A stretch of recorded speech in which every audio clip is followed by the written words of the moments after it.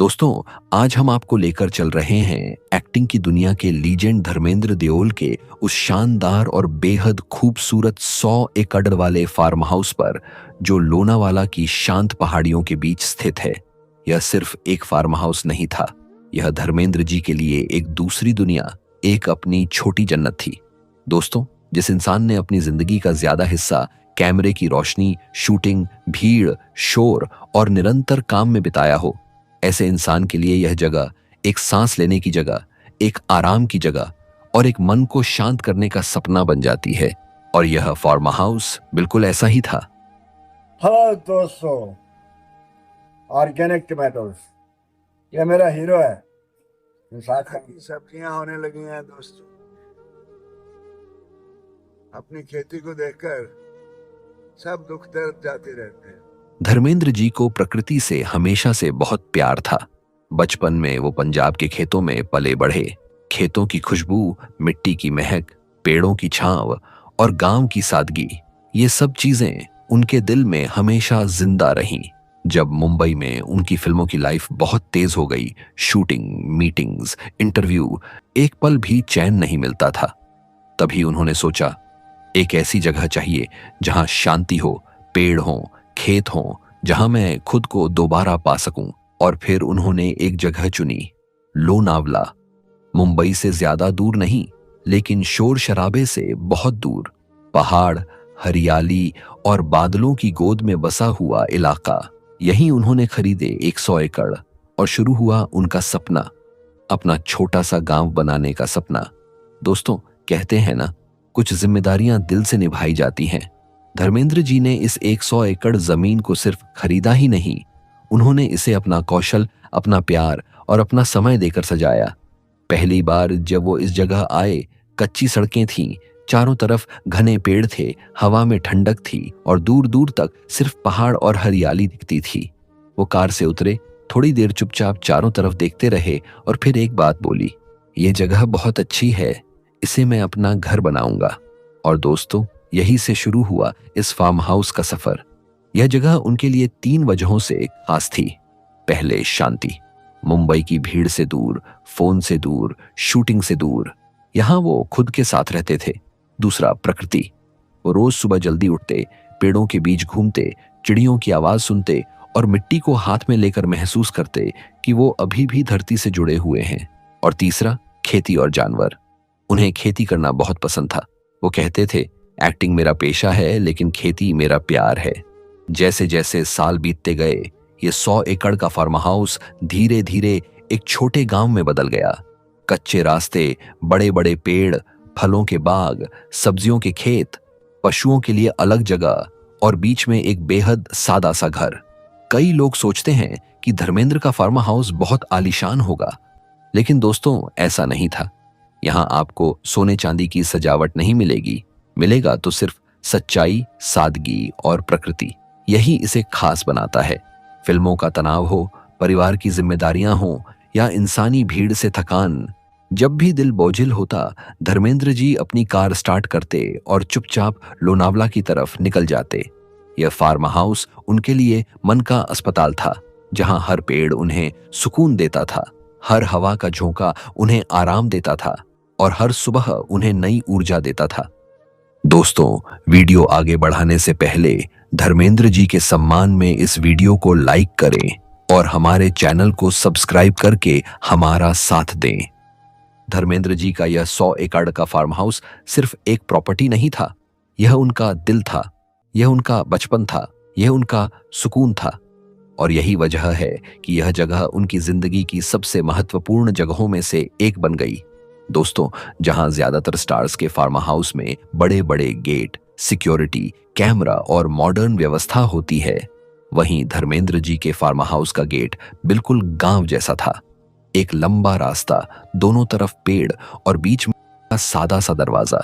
कोई चमक दमक नहीं, कोई स्टारडम नहीं, बस सादगी। क्योंकि धर्मेंद्र जी की जिंदगी की असली खूबसूरती भी यही थी।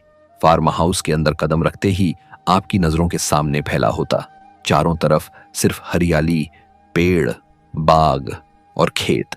शहर में रहने वाले लोग यहां आते तो पहली सांस लेते ही कहते, वाह, ये तो सच में स्वर्ग है।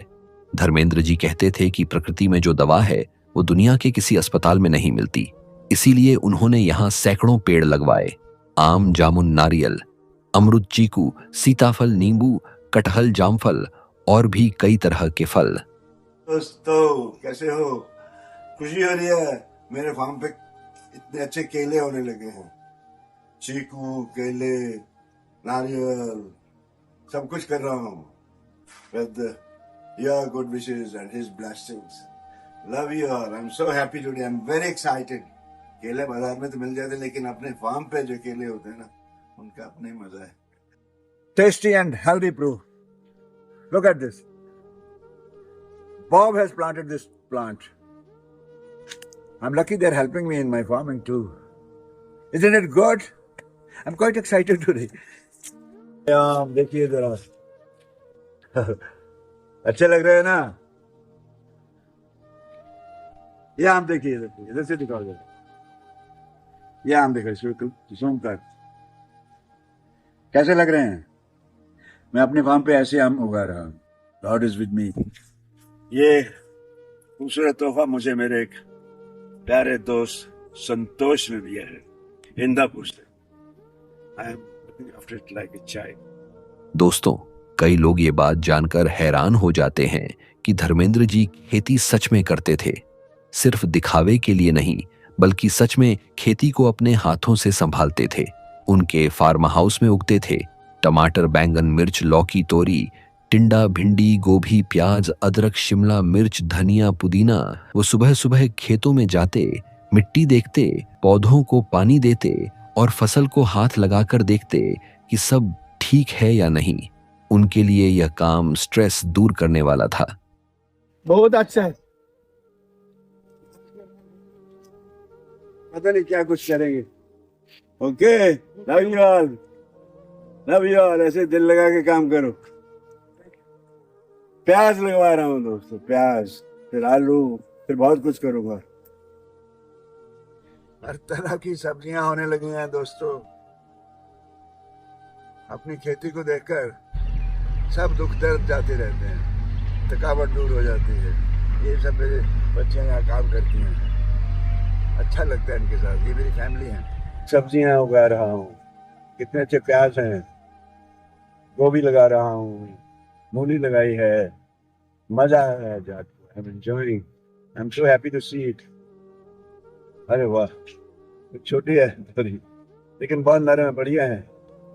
मुझे फिल्मों का तो नशा है, लेकिन खेती का बहुत नशा है दोस्तों। मजा आता है, आप भी करके देखो। Organic food is good for your health. Okay. Hello दोस्तों, आप सोच रहे हो कि हमारा धर्मेंद्र कर क्या रहे हैं? सब क्या है? ये मेथी है दोस्तों, मेथी तोड़कर सुखाया है इसको। अब इसको पराठे में डाल के पराठा बनाएंगे, सब्जी बनेगी और मक्खन के साथ खाएंगे। गांव वालों की जिंदगी बसर कर रहा हूँ। ये मेरी चारपाई। अच्छा लग रहा है आपको? जाने के लिए आपसे शेयर करने को दिल करता है ऐसी चीज। I love it and you will love it. Hello दोस्तों, ऑर्गेनिक टमाटोज, ये मेरा हीरो है, वो साथ काम करता है। अच्छा ना? अच्छा लग रहा है। ये मेरी सेना है, देखो मेरे दोस्त हैं, काम करते हैं मेरे साथ। मैं भी इनके साथ काम करता हूँ। गुस्सा उतारना हो, कुछ भी करना हो, हम मिलजुल के करते हैं, है ना? बिल्कुल। खुश हो गए? चलो अच्छा है।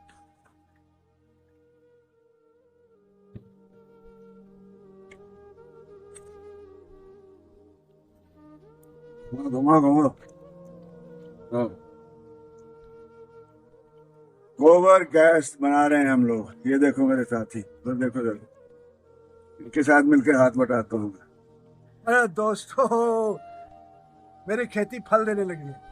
पॉपकॉर्न शुरू हो गया लगने, बहुत खुशी हुआ है। अरे अतिथि उठा, ये बड़ा साइज देखो, उधर दिखा, उधर दिखा। कपड़ा नीचे रख, कमीज। चल आया।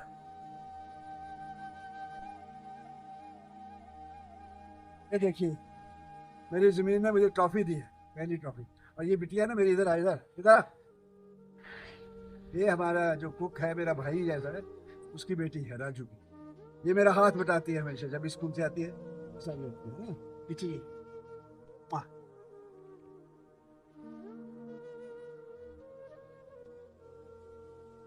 Hello friends, how are you? देखो ये पत्थरों में गेहूं और सरसों उगा रहा हूँ, लगा रहता हूँ। कैसा लगा आपको?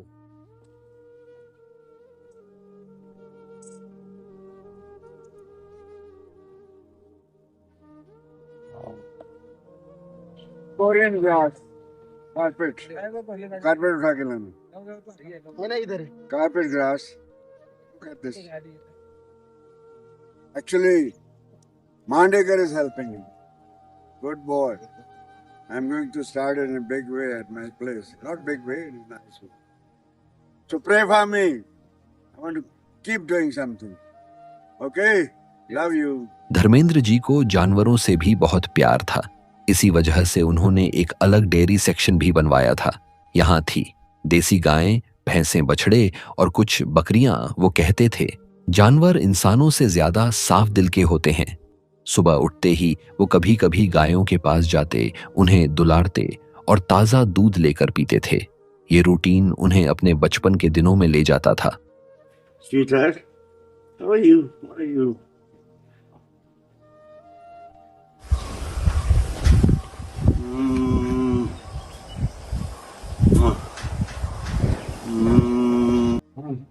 पीले दूध पी ले, दूध पी ले, बड़ा दूध पिलाओ।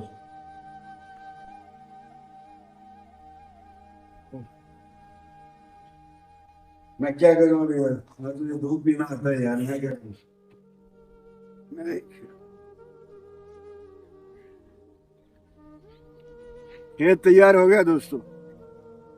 अब इसके पत्थर निकलवा दूंगा, एलिफेंट ग्रास लगवा दूंगा। तबेला पास है भैंसों का, तो यहाँ से चारा ले जाया करूंगा। अच्छा कर रहे हो ना?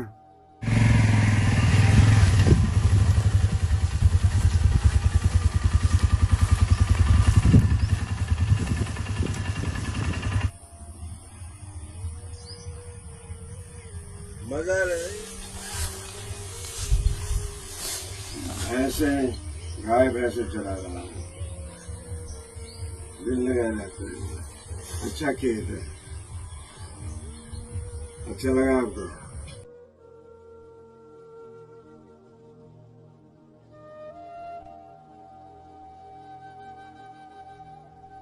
जनाब गोविंदा बहुत अच्छा डांस करता है। चलेंगे।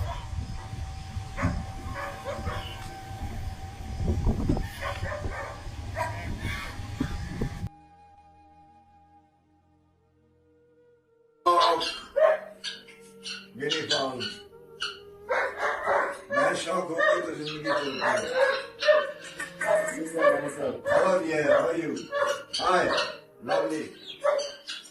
Good. It's me here at my lake. See, look at my ducks. Chalo. ऐसा डॉग पे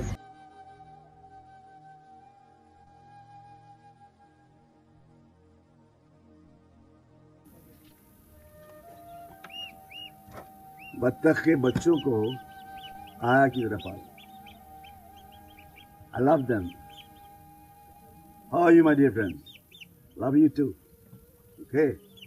आप सब ने मेरे बर्थडे पे इतनी गुड विशेस भेजी हैं, इतना जोर शोर से मेरा बर्थडे मनाया। आप सबको जी जान से प्यार दिया। मेरी डक्स ने अंडे दिए थे, मैंने बच्चे लिए हैं, बड़े प्यारे बच्चे हैं। बड़े हो जाएंगे तो बात में छोड़ दूंगा। अभी मैं इनको लुक आफ्टर कर रहा हूँ, क्योंकि माँ के पास भी ले जाता हूँ, फिर अपने पास ले आता हूँ। अच्छा कर रहा हूँ ना?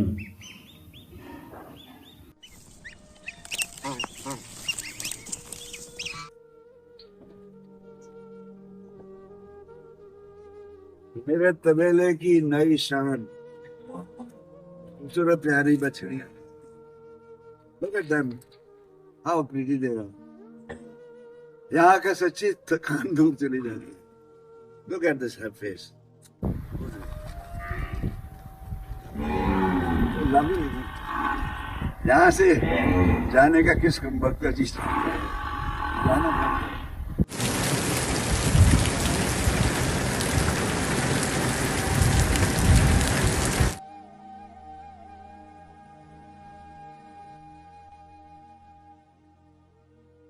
दोस्तों, फार्म हाउस में कोई बहुत बड़ा बंगला नहीं था।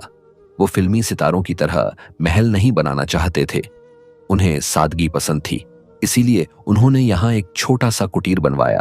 यह कुटीर मिट्टी की खुशबू लिए हुए था। टाइल की छत, लकड़ी की खिड़कियां और सामने छोटा सा बरामदा। यह जगह धर्मेंद्र जी की ध्यान और आराम की जगह थी। वो यहाँ बैठकर कविताएं लिखते थे, पुराने गाने सुनते थे, चाय पीते थे और खुद से बातें करते थे। यह कुटीर उनकी आत्मा का घर था। 100 एकड़ में घूमने के लिए उन्होंने कुछ खास रास्ते भी बनाए थे, लंबे लंबे रास्ते जिनके दोनों तरफ पेड़ लगे थे। सुबह की सैर के लिए यह सबसे पसंदीदा जगह थी। इन रास्तों पर चलते हुए हवा कानों में संगीत बन जाती थी, पत्तों की आवाज शांति देती थी और सूरज की हल्की रोशनी मन को सुकून देती थी। जब मुंबई की भागदौड़ से वो परेशान होते तो यही रास्ते उनके मन का बोझ हल्का कर देते थे। फार्म हाउस में एक बड़ा तालाब भी था। ये कोई कृत्रिम स्विमिंग पूल नहीं था, बल्कि एक असली गांव जैसे प्राकृतिक तालाब जैसा। पानी साफ, थोड़ी मटमैली मिट्टी और आसपास बांस के पेड़। शाम के समय वो यहाँ बैठकर घंटों पानी के बहाव को देखते रहते थे। उनका कहना था, पानी बहता है तो दुख भी बह जाता है। धर्मेंद्र जी के फार्म हाउस में एक छोटी सी जगह मेहमानों के लिए भी थी। इस जगह को उन्होंने रिवायत घर कहा था। यहाँ आने वाले लोग खेतों में घूमते, फल तोड़ते, ताजा दूध पीते और गांव जैसे खाने का मजा लेते। धर्मेंद्र जी का मानना था कि मेहमानों को शहर की चिकनाहट नहीं, बल्कि देसी मिट्टी का स्वाद मिलना चाहिए। हेलो, पराठा खा रहा हूँ, मेथी वाला, खाएंगे आप? सुरक्षा थी, लेकिन बिल्कुल बिना दिखावे वाली। कुछ विश्वसनीय लोग थे जो वर्षों से धर्मेंद्र जी के साथ थे। कुत्ते भी थे जो पहरा देते थे, लेकिन कैमरे, हाईटेक सिक्योरिटी, गार्ड की कतारें, कुछ भी नहीं, क्योंकि धर्मेंद्र जी चाहते थे कि यह जगह फार्म हाउस रहे, कोई हाई क्लास रिसोर्ट नहीं। यह एक 100 एकड़ का फार्म हाउस सिर्फ लग्जरी या पैसा नहीं था। यह एक जीवन शैली थी, एक विचार था, एक सादगी का मंदिर था। यहाँ का हर कोना बताता था कि असली अमीरी चीजों में नहीं, मन की शांति में होती है। यहाँ रहने वाले हर इंसान का कहना है कि धर्मेंद्र जी कभी भी बड़े स्टार की तरह नहीं रहे। वो हमेशा हमें अपने परिवार जैसा मानते थे। वो सबके बच्चों के नाम याद रखते थे, त्योहारों पर मिठाई बांटते थे और खेत में मजदूरों के साथ कंधे से कंधा मिलाकर काम करते थे। फार्म हाउस के लोग बताते हैं कि जब भी धर्मेंद्र जी लोनावाला आते थे, पूरा माहौल बदल जाता था। हर किसी के चेहरे पर एक अलग ही खुशी दिखाई देती थी। वो बैठकर कहानियां सुनाते, अपनी पसंदीदा कविताएं सुनाते और खेतों में घूमते हुए हर पेड़ पौधे का हाल पूछते थे। यह फार्म हाउस सिर्फ एक शांत जगह नहीं था, यह प्यार, अपनापन और परिवार की यादों से भरा हुआ घर था। सनी देओल, बॉबी देओल, ईशा देओल और आहाना देओल सब यहाँ आते रहे हैं और इस जगह से भावनात्मक रूप से जुड़े हुए हैं। यहीं पर धर्मेंद्र जी शाम को बैठकर आराम से चाय पिया करते थे। दुनिया उन्हें ही मैन कहती है, लेकिन इस फार्म हाउस में वह एक साधारण जमीन से जुड़े किसान की तरह जीते थे। फूलों से उनका प्यार, पेड़ों से अपनापन, जानवरों से दोस्ती और मिट्टी से गहरा रिश्ता। यह सब देखकर समझ आता है कि उन्होंने जिंदगी की असली खूबसूरती सादगी में खोजी थी। अब बड़ा सवाल यही है, धर्मेंद्र जी के न रहने पर यह फार्म हाउस किसके हिस्से में जाएगा? कानूनी तौर पर तो उनकी पत्नी और बच्चों सनी देओल, बॉबी देओल, ईशा देओल और आहाना देओल सभी इस संपत्ति के हकदार हैं। लेकिन असली बात यह है कि यह फार्म हाउस सिर्फ जमीन का टुकड़ा नहीं, बल्कि धर्मेंद्र जी की यादों, उनकी मेहनत और उनके प्यार की निशानी है। आपको क्या लगता है, इतनी कीमती और भावनाओं से भरी इस जगह का हकदार कौन होना चाहिए? नीचे कमेंट में जरूर बताइए। आपकी राय हमारे लिए बहुत खास है। और अगर आपको ये वीडियो पसंद आया हो तो वीडियो को लाइक करें, शेयर करें और चैनल को सब्सक्राइब जरूर करें ताकि ऐसी ही वीडियो आपको मिलते रहे। धन्यवाद।